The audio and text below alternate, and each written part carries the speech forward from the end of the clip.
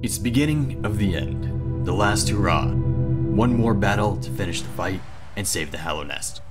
One final time, I'm Horizon Shield, and this is the boss breakdown for Absolute Radiance. Let's make it easy.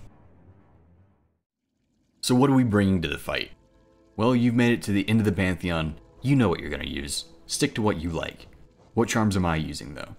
The tried and true charms that I've carved my path through Hallow Nest with. They'll stay the same. Let's be honest, I'm going to use Shaman Stone, Fragile Strength, Quick Slash, and Long Nail. The more damage you do, the faster the fight ends. Feel free to swap Quick Slash and Long Nail out for something that you like, but just stick with whatever you're comfortable with. Whatever charms you decide to use though, remember that you will need to fight Pure Vessel every single time you challenge Radiance. Pick something that's comfy for you. Let's get this part over with. So on to the fight. What can Absolute Radiance destroy you with? Funny enough, it's nearly identical to the fight the first time around. Just more of it, and faster. There are slight variations to the old things. The only new section of the fight is the ending. Thankfully for us, there's a new way to do that portion of the fight. So if most of this sounds familiar, it's because it is. Radiance has 4 phases, as always. The easy one, the annoying one, the jumping one, and then the newly added final phase. The easy first phase can be split into 3 more phases if you want to, meaning that there can be a total of 6 phases depending on who you ask. I'll refer to it as 4 unless I need to be a little bit more specific. Her attacks stay constant for the first 2 phases and only change when she tries to murder you from above with the Death Star. She has a total of 8 different attacks and will teleport after almost every single one of them. The biggest giveaway of all of Radiant's attacks is her audio cues. If you are struggling with this fight, my biggest suggestion is turning down the music volume in the settings and turning up the audio. All of her audio cues are unique and telegraph the attack better than the physical cues most of the time, especially when Radiance is not on the screen. The first attack is her Beam Burst. She fires 8 beams spread evenly around her 3 times. The second set will never fire where the first set was, but the third set may be nearly exact to what the first was. This means to dodge, all you need to do is dodge the first beam normally, then head towards the beam that was closest to hitting you to dodge the second set, and walk back towards where you dodged the first set for the third set. So, in short, out, in, and back out. I recommend moving directly beneath her if you can, as she's vulnerable and stationary during this attack. If you happen to have soul available, feel free to Abyss Shriek when you know where the third set of beams is going to land, and it's not going to hit you, obviously. You can also get Nail Swings in if you wait until the beams are finished. The second attack is a Sword Burst. She shoots 12 total swords out of her face. 2 total sets will shoot out, one after another. These start spawning in a random spot and continue radially until they all finish, and then release in an arc across the arena. The direction of the sword arc is random, but consistent for each pair. The swords pause for a second as they are completing, so you should have enough time to position yourself between 2 of them and dodge before the attack is launched. The second set goes between the gap of the first set, so you can dodge it in the same way you dodged the first and second set of beams.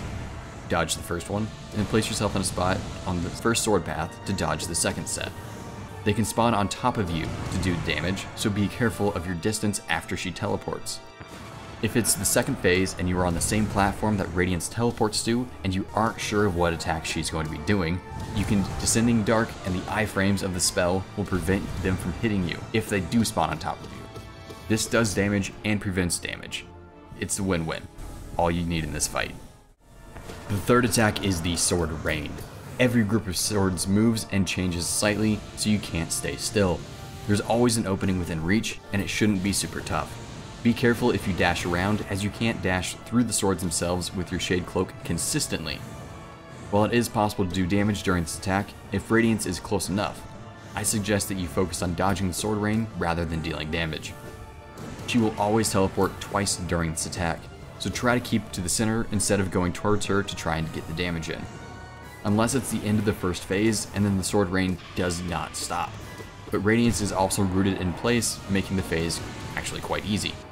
If you want to end the phase quickly, Abyss Shriek 3 times, and it ends this part nearly instantly. Fourth up is the sword wall. Swords fly from either side of the arena at a constant speed. These come in sets of 4 in the first phase and sets of 2 in the second phase. You can dodge them by either jumping through them or jumping and dashing through the gap that it provides. You can also dash directly through the nails with the Shade Cloak. However, that's a little bit tricky. I wouldn't count on it consistently. Radiance will not physically telegraph this attack at all. The best way to dodge this is to actively go towards the swords and go through them as soon as you can. Limit the variables you have to deal with at the same time by dealing with it quickly. Radiance will start another attack as the third set passes by, so I prefer to actively dodge through them before I have to deal with the next attack. I avoid attacking during this part and just dodge to fight another day unless Radiance is standing directly above me after I dash through the spikes. The fifth attack is the Wall of Light. The giant laser beam of death starts on one side of the arena and goes to the other side. There is a variation of this attack that it disappears at the middle of the arena, and another will start on the opposite side of the arena as the knight. It is possible for this to happen multiple times in a row. Yes, it is infuriating, but there are 2 ways to dodge the attack. The first way is to Shade Cloak dash through it. The alternative way, and less known, is to D-Dark and use the iframes from the spell, and it lets you pass through the beam unharmed. This attack will often overlap with another attack, making it a major pain in your booty to deal with. Number 6 comes with one of the most hated, the Orb attack. Same as before, a short animation and they spawn in. They usually spawn in groups of 4. To dodge these, run them into the ground, and do this quickly. It's easy if they spawn above you, as all you need to do is dash towards the orb and the angle will run it into the ground. If they spawn ground level, it's a little bit trickier. First, jump and go over it, land, and then continue going in the direction that the orb went. Making it circle should drive the orb straight into the ground behind you. It is possible to attack Radiance with nail swings as you get more comfortable with this attack. There is no specific way to attack as the orbs are random in where they spawn, and you need to drive the orbs into the ground after you land. The 7th is not an active attack, but it's the spike floor. In the middle of the first phase, half the floor will be covered in spikes. It is well telegraphed and you will always know it's coming. To dodge, just simply walk to the other side. But it isn't always that easy, and I know it. The timing of the spikes is always constant, so if you jump before they come up, you can pogo them to give yourself more time. One big thing that you should note is that you can Descending Dark into the spikes. This causes the spikes to go back into the floor momentarily. It is also a very good way to dodge attacks if you're in a pickle. The last attack Radiance will throw your way is the Big Beam. Yeah, that stayed the same, and yeah, it's still pretty funny. Alright. God, that's the comic relief Absolute Radiance it needs, honestly. Alright, let's get to it. This phase of the fight sees the knight ascending to the top of the arena. The platforms are static and will never change, so you kind of get used to the pattern you're going to be jumping. At the base of the climb, Radiance is not very accurate and shouldn't be able to hit you consistently. It'll take some time to get a rhythm while you climb. I suggest seeing where the beam will land and timing your jumps to when you know where the beam is. About halfway up the climb, Radiance will get incredible accuracy and target where you are heading and not where you are. At this point, I prefer to jump away from the platforms entirely and go to the right height and then Shade Cloak dash directly to the next platform. This should make the beam target the air pretty far away from the next platform. These shoot faster than the first time, and once again, it just takes some practice. Yeah, I know it sucks, but you'll get used to it. You'll be able to dodge consistently, but it is easy once you get the hang of it, I promise. The final section of the fight is a slightly more complicated version of the orb toss. This involves Radiance swapping between 3 spots and throwing 1 orb towards you at a time. The secret of this part of the fight is that the orbs actually despawn if they go outside the top of the screen. This is the top of the arena, so the orbs assume they've left and don't come back. This means the easiest way to finish the fight is to pogo Radiance until the knight goes off screen, and the orb will follow you. Radiance will teleport to a different spot. The easy way is to fall back into view at the center of the arena. By this time, Radiance will have moved. You can dash as well as double jump to get over to the correct height and area to start your pogo again. It only takes a few hits to end the fight, but it's easily the most nerve-wracking part. It'll always end with Radiance in the middle and one nail swing. You cannot end it with a spell. It has to be a nail swing. All that's left is to go gently win the game. If the worst happens and we get our face kicked in, when can we heal? Gonna be real, this fight is tough and you're gonna get hit a lot, especially when you're learning it. I will never suggest using a healing charm. As much good as it does, it makes the fight go longer because you aren't dealing enough damage. So the healing charms of Shape of Wound, Deep Focus, or Quick Focus, I don't think they help you in the long run when learning the fight. They make you more worried about healing and not focusing on when you need to be doing damage. So you put yourself in a nasty loop of getting hit and healing over and over again. So when can we get a normal heal off? You can get heals off during the beam burst and the phase transitions. For the beam burst, wait until you see the third set of beams, dodge it, and if you start healing before they even shoot, you finish in plenty of time. The first phase transition gives you enough time for 6 full heals. That is all of our current soul and extra soul vessels combined. Top yourself off if you want, but be warned, we need it for the damage in the next phase. It is possible to heal at the start of the ascension if you see the moment Radiance starts going up and can start healing immediately. Although this one can be a little bit risky because Radiance can sometimes get lucky and hit you with the first beam, which feels like it happens, so I don't really suggest it, but it's always an option. The healing in this fight are super tight and precise, so know when you need to heal, know when you want to heal, and get started as soon as possible when you see the opportunity. Before we even talk about the fight, just a few tips that'll help you immensely.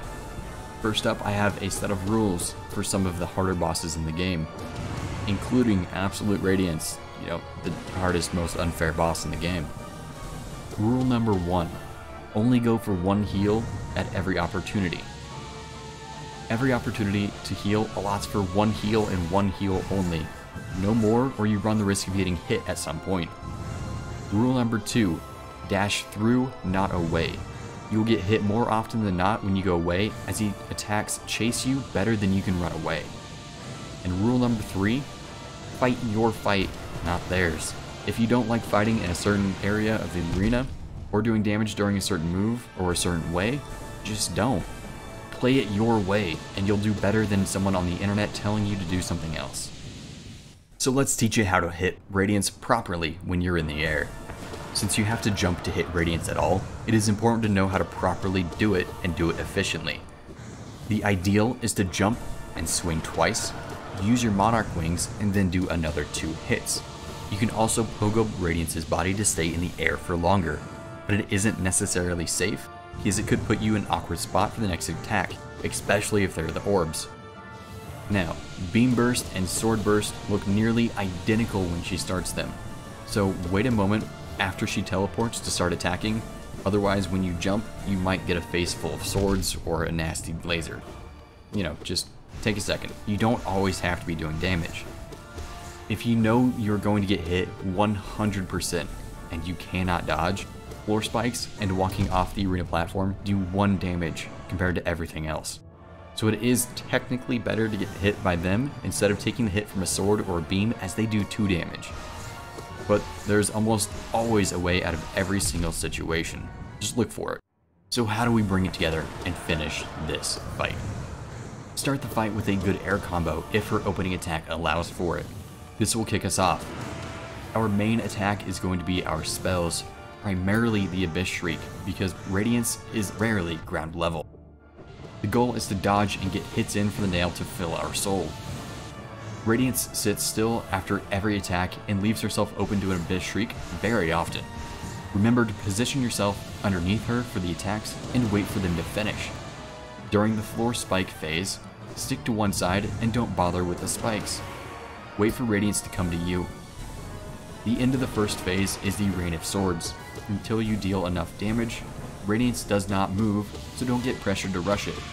Dodge the swords and jump to swing if you need to conserve soul to heal during the phase transition. If you have soul to spare, it takes 3 Abyss Shrieks to end the sword rain from the very start of it. If you start before she even starts raining swords, they end without you needing to dodge at all. So getting to the second phase, we try to do the exact same strategy, just with less walking area. Dodge proactively if you can avoid overlapping attacks, and try not to chase Radiance across the arena and stick to a few platforms that you feel comfortable with. Otherwise, she's going to be around the arena so often that you won't be able to know where you're going, and you won't be able to be in a good position to do damage to her when she lets you. If she goes up high, get underneath and Abyss Shriek when you can. It's even more important during this phase to get damage when you can, because she isn't always available for you to attack as you wish. There is a chance that Radiance will teleport to the platform you are standing on. If she does, and she doesn't immediately telegraph something, de-dark the platform to avoid getting hit from either the sword burst or the beam burst. It shouldn't take long before Radiance lets up and starts to transition to the climb.